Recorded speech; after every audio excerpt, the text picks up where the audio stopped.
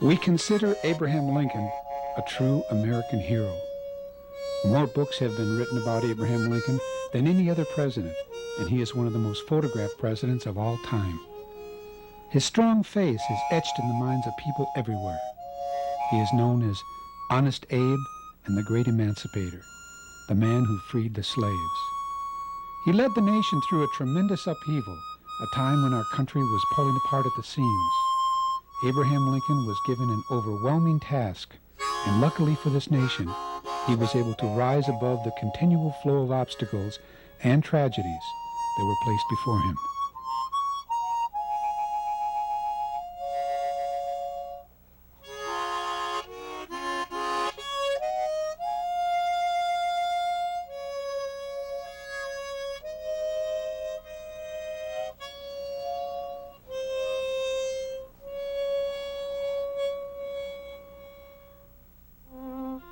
Abraham Lincoln came from modest beginnings. His family and his surroundings were very typical of those people living in the wilderness in the early 1800s. He was named after his grandfather, Abraham, who was married to Bathsheba Herring. They had 5 children: Mordecai, Josiah, Thomas, who was the father of the future president, May, and Nancy. They moved from Virginia to Kentucky in 1782. Abraham Lincoln was good friends with Daniel Boone, who used to visit and tell stories of the abundant game and beautiful country. The Lincolns were anxious to seek their fortune in this new land. Abraham built his home on the Green River, where he was able to purchase 2,000 acres at 40 cents an acre. The family prospered, and about 2 years later, while working in the fields with his sons, Abraham was murdered by an Indian. Tom ran to help his father, and as he was bending over, the Indian grabbed Tom. Mordecai ran to get a rifle and killed the Indian, and was able to avenge his father's death and rescue his 6-year-old brother Tom. As Tom ventured into manhood, he traveled around Kentucky working odd jobs. Sometimes he was a carpenter, and sometimes a farmer. On June 12, 1806, Tom married Nancy Hanks. After their marriage, they lived in Elizabethtown, Kentucky, where their first child, Sarah, was born. Shortly after this, he decided to combine farming with his trade of carpentry and moved to a farm close by, where on February 12, 1809, Abraham was born. The future president was born in a log cabin that had 1 room, 1 window, and 1 door. They lived there for more than 4 years, then moved 15 miles away to another farm. Their farm ran along the Cumberland Trail. This well-traveled road brought settlers from Louisville to Nashville. A 3rd child, Thomas, was born, but he died shortly after birth. Abe and his sister Sarah traveled 4 miles a day to attend a school in a log cabin. Because of chores at the farm, they were not able to go to school consistently, but they did manage to learn the alphabet and read some basic vocabulary. In the year 1816, Thomas was determined to migrate to Indiana. He sold out his farm, receiving the equivalent of $300. Of this sum, $20 was in cash and the rest in whiskey, 10 barrels. Whiskey in those days was used as kind of a currency. They traveled north from Kentucky, crossing the Ohio River into Spencer County in Indiana. They built their home near a small town called Gentryville on 160 acres. Their cabin was modest and they farmed mostly corn. Abe began to go to school again and was taught the basics. Education was important to Nancy Lincoln. She had taught her husband to read and write and wanted the same for her children. During this introduction to schooling, Abe developed his love of the written word. Abe related to friends many years later that his formal schooling amounted to approximately 1 year. A notebook of Abe's worksheets was found, and it contained this poem. Abraham Lincoln is my name, and with my pen I wrote the same. I wrote in both haste and speed and left it here for fools to read. Abraham Lincoln, his hand and pen, and he will be good, but God knows when. In 1817, a year after the Lincoln family had settled into their new home, their friends from Kentucky, Tom and Betsy Sparrow, and their 17-year-old friend Dennis Hanks came to live with them. In the year 1818, a mysterious epidemic passed over the region called milk sick. It began with a whitish coating on the tongue. It is believed that the cows had eaten a white snake root and their milk was poisoned. Both Mr. and Mrs. Sparrow were struck, and Mrs. Lincoln attempted to nurse them back to health. Mr. and Mrs. Sparrow died, and shortly after their death, Mrs. Lincoln passed away. Abraham was 9 years old. Tom Lincoln buried his wife, but had to postpone the funeral. Because of their isolation, there was no pastor to preside over a funeral service, and it was months later before a proper funeral was held. The death of his wife had left Thomas Lincoln with the care of his children. The task of running the farm and being both mother and father was overwhelming to Tom. Early in December 1819, he returned to Elizabethtown, Kentucky, and proposed marriage to a widow, Sally Bush Johnston. They were married the following morning. She was far better off than Tom Lincoln and brought a great deal to the marriage. In addition to her 3 children, Sarah Elizabeth 13, Matilda 10, and John 9, she had numerous household goods and furniture. Sarah Bush Johnston was a wife and mother. She loved the Lincoln children as her own and proved to be a significant influence in young Abe's life.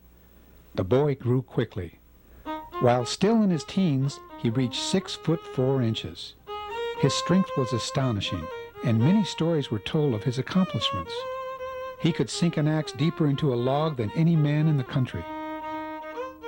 A man who worked alongside Abe and his father said, "My, how he could chop.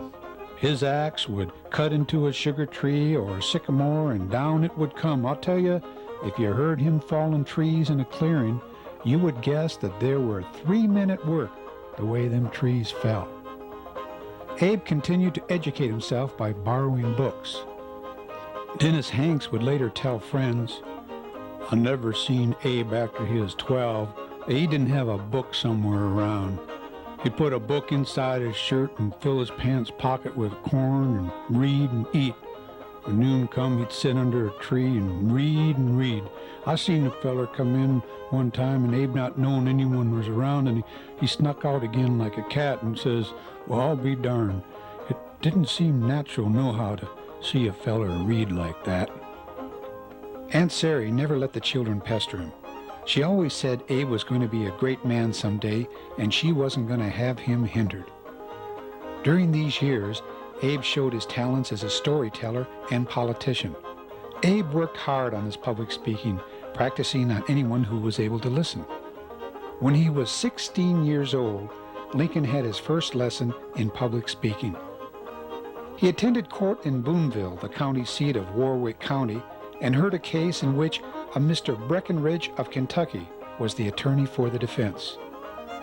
The power of his speech was tremendous for Abe, and at its conclusion, the awkward, bashful Lincoln pressed forward to offer his congratulations to the lawyer, who brushed him aside without accepting his hand. They met years later when Lincoln was in the White House, and Breckinridge did not recall the first meeting. At the age of 18, Abraham left home for the first time to work as a ferryman's helper on the Ohio River. Abe sailed to New Orleans with a flatboat full of cargo. It was on this trip that Lincoln earned his first dollar. He told his story to William H. Seward. "A steamer was going down the river. We have, no wharfs on the western streams, and the custom was, if passengers were at any of the landings, they were to go out into a boat, the steamer stopping and taking them on board. 2 men with trunks came down to the shore in carriages, and looking at the different boats, singled out mine and asked, 'Who owns this?' I modestly answered, 'I do.' 'Will you take us and our trunks out to the steamer?'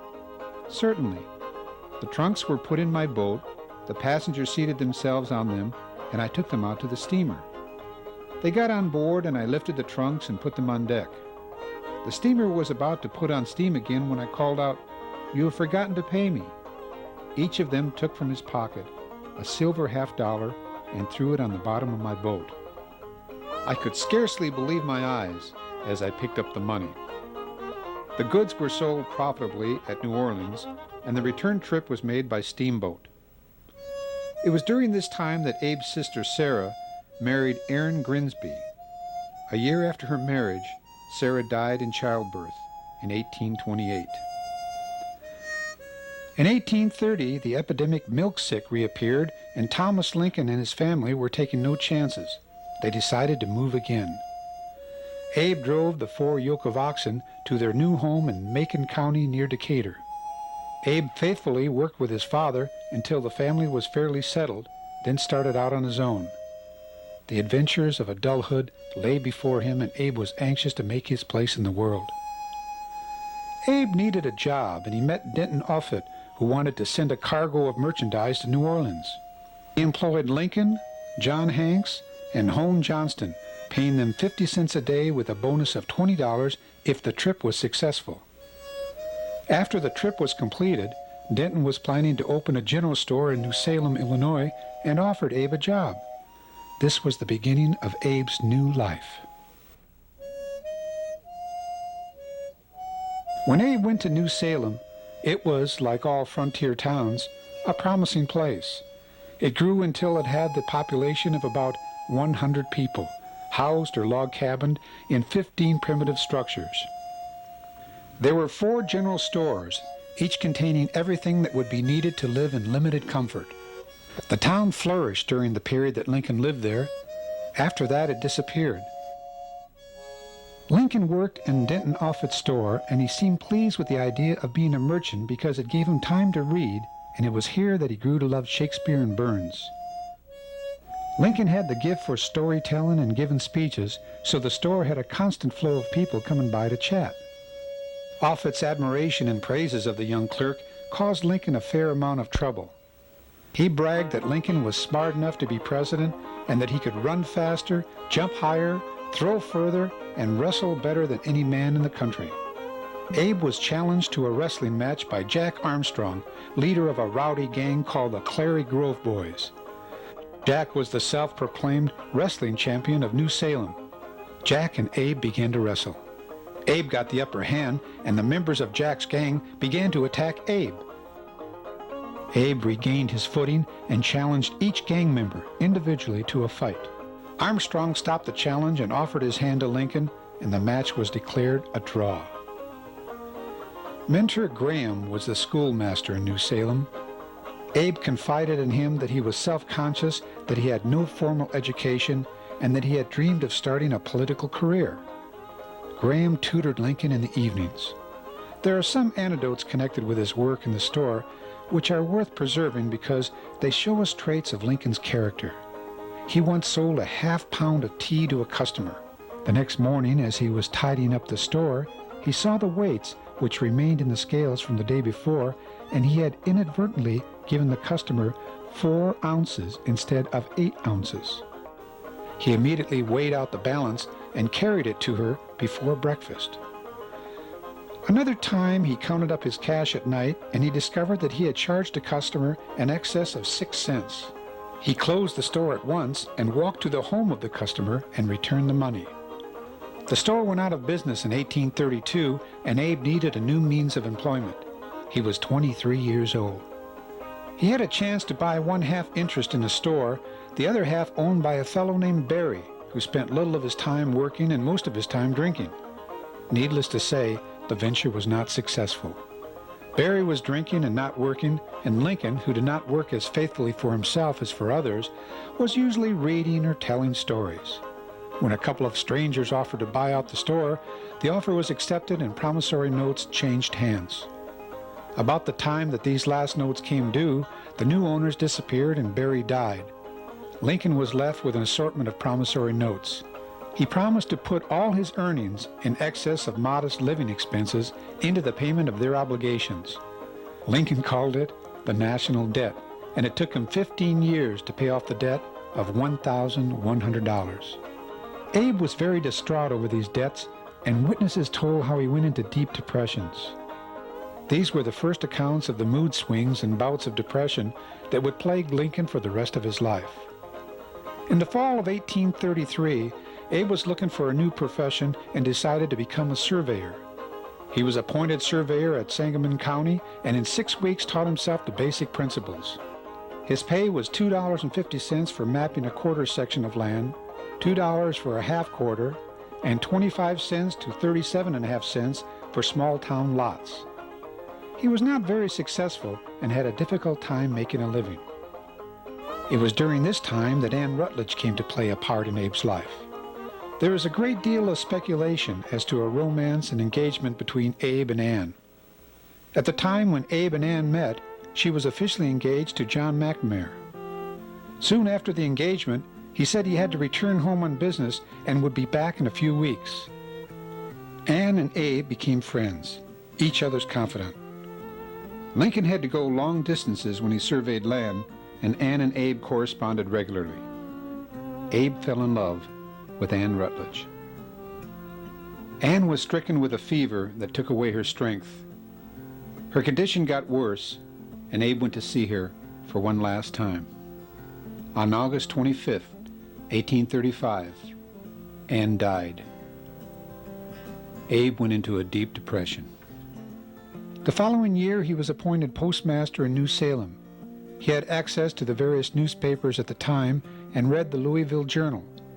Because there was little mail, he was able to carry the letters inside his hat.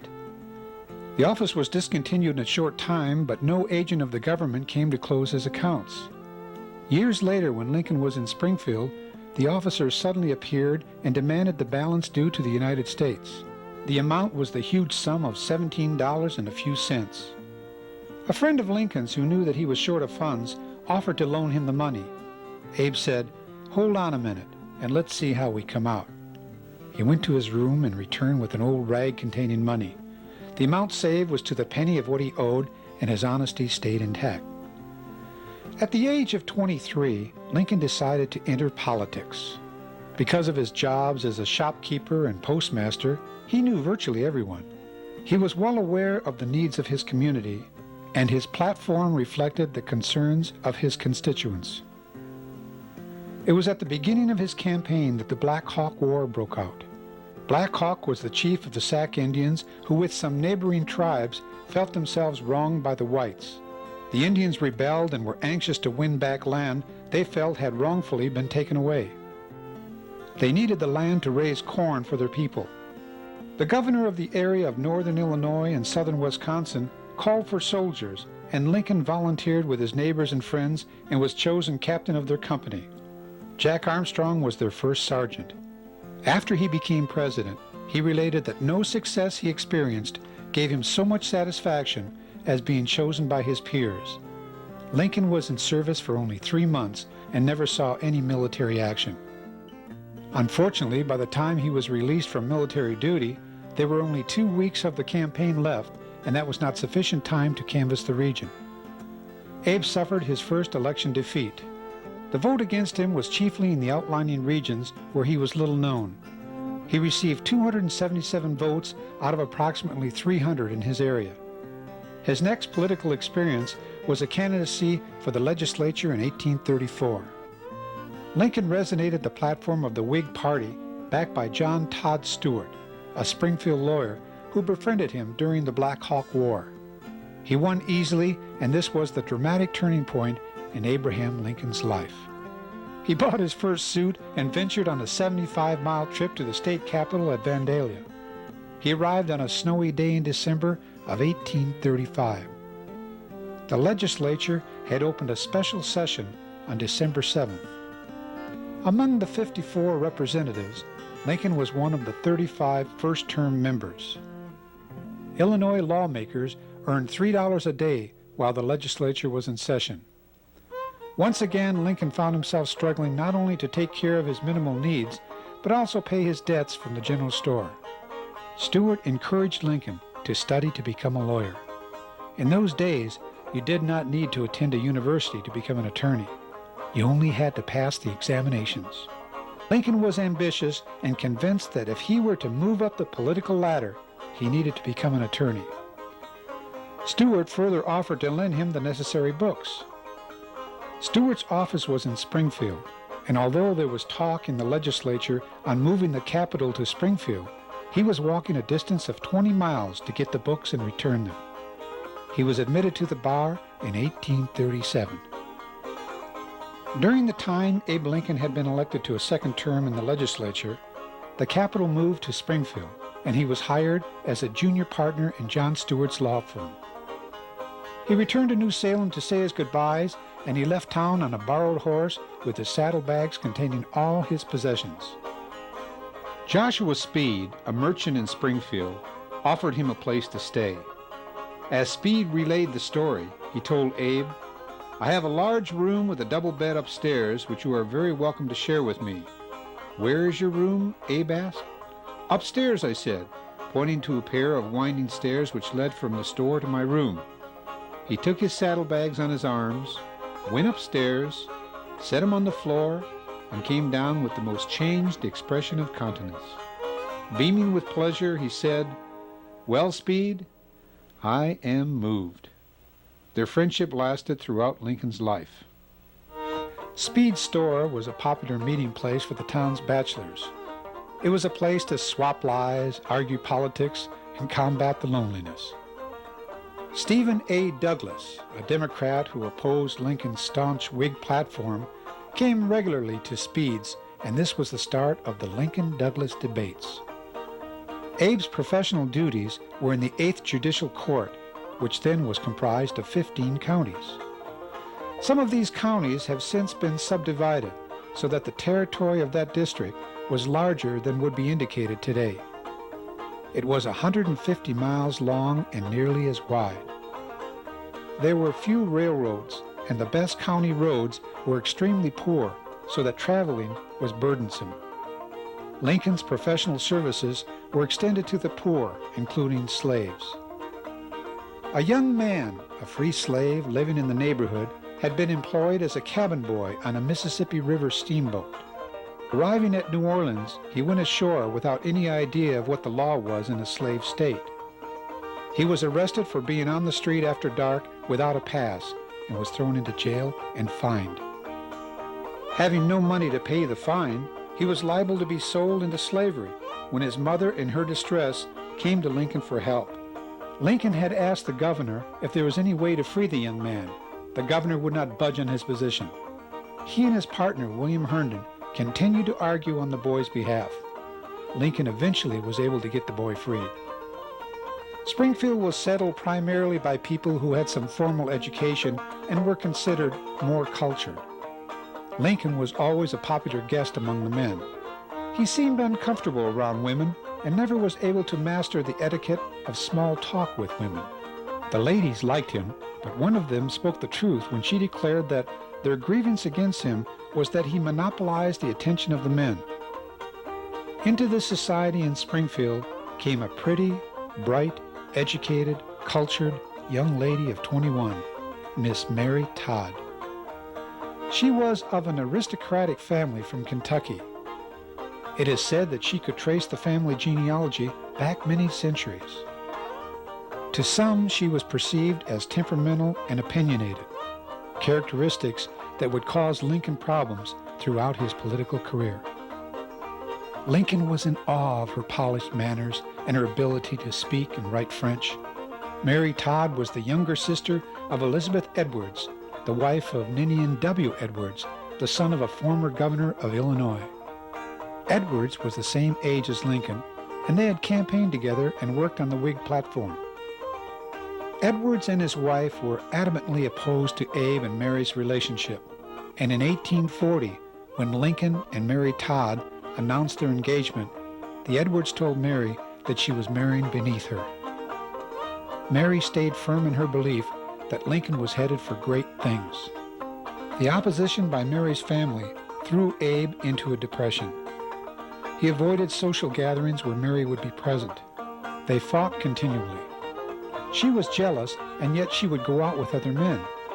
Mary accused him of not being sensitive to her needs. The wedding was set for New Year's Day in 1841, but there were serious doubts that the wedding would ever take place. The engagement was broken off by Lincoln, who had self-doubts as to whether he could deal with the responsibility of marriage. Lincoln struggled with his depression. He stayed in his room for a week and plunged into a long-lasting case of self-pity. 15 months later, Lincoln and Mary Todd were reunited by Mrs. Simeon Francis, wife of the editor of the Journal. They quickly rekindled their romance and were married on the evening of November 4th, 1842, in the Edwards parlor. Lincoln was 33 and Mary soon to be 24. They started out their marriage living above the Globe Tavern. Their oldest son, Robert, was born on August 1st, 1843, while they were living at this tavern. Shortly after his birth, Mary's father loaned them $1,500 for their home in which they resided in for 17 years. Their 3 younger sons were born in that house: Edward in 1846, William in 1850, and Thomas, Tad, in 1853. Lincoln, since his younger days of traveling to New Orleans and seeing firsthand the atrocities of slavery, had been committed to the abolishment of slavery. While in the legislature, he voted against resolutions dealing with slavery. Lincoln was one of 6 members of the 1837 legislature who endorsed the following formal protest. Number 1, they believed that the institution of slavery is founded on both injustice and bad policy, but that the continuance of abolition doctrines tends rather to increase rather than abate its evils. Number 2, they believed that the Congress of the United States has no power under the Constitution to interfere with the institution of slavery in the United States. 3, they believed that the Congress of the United States has the power under the Constitution to abolish slavery in the District of Columbia, but that the power ought not be exercised unless at the request of the people of said district. In Southern states, it was against the law to speak against slavery. Stephen Douglas and Lincoln debated the issue of slavery many times. Douglas worked hard to repeal the Missouri Compromise of 1850. Lincoln would take on cases for no fee when he felt that the slaves were receiving unfair treatment. Lincoln's law firm prospered, and he built a reputation as a fair attorney who dedicated himself to winning all his cases. He continued to play an active part in the Whig Party platform. In 1843, he wrote a position paper analyzing national issues and the need for Whigs to become politically better organized, or they would continue to lose to the common enemy, the Democrats. Lincoln increased his own visibility. In 1844, he spoke on behalf of Henry Clay, who was defeated by James Polk. On February 16, 1846, Lincoln received his party's nomination for Congress. Lincoln ran against Peter Cartwright, a revivalist preacher. He continually attacked Lincoln's religious views. Lincoln came to his own defense by saying, "I am not a member of any Christian church, it is true, but I have never denied the truth of the Scriptures." Lincoln was elected by a large majority in 1847. He and Mary and their children, Robert and Eddie, arrived in Washington at the end of that year. They rented out their home in Springfield and moved to a boarding house in Washington which catered to Whig politicians.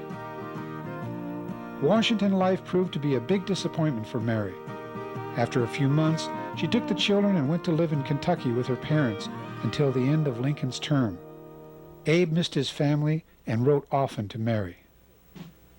In May of 1846, Congress had declared war on Mexico. By the time Lincoln took his seat in Congress, the war was virtually over.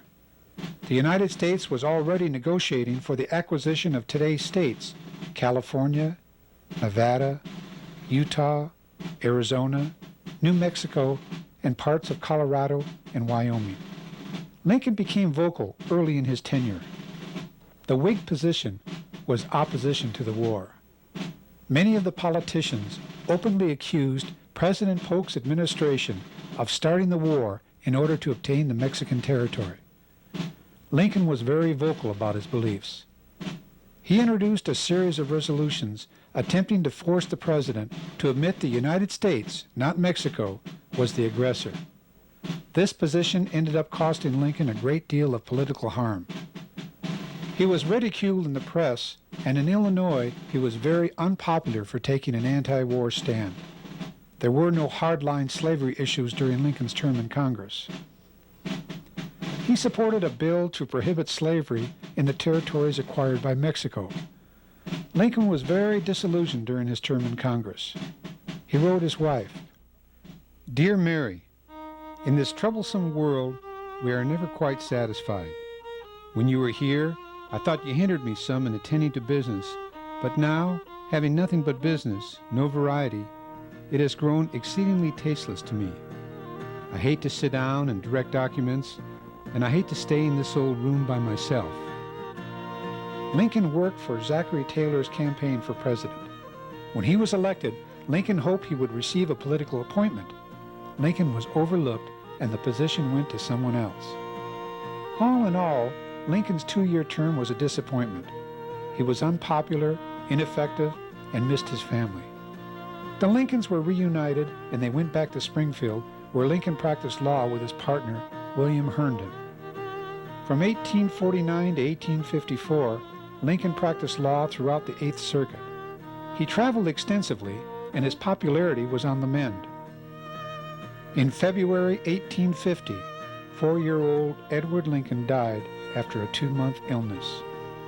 Mary had a nervous breakdown and spent weeks at a time in her room. Lincoln had to take care of his wife and son Robert and maintain his law practice.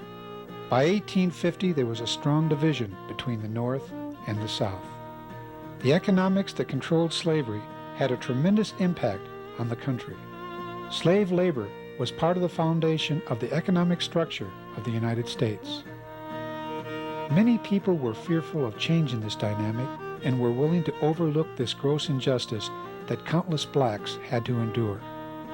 In the course of history, there sometimes arises a man who becomes a mentor to those around him. Such a man was Henry Clay. Lincoln admired Clay.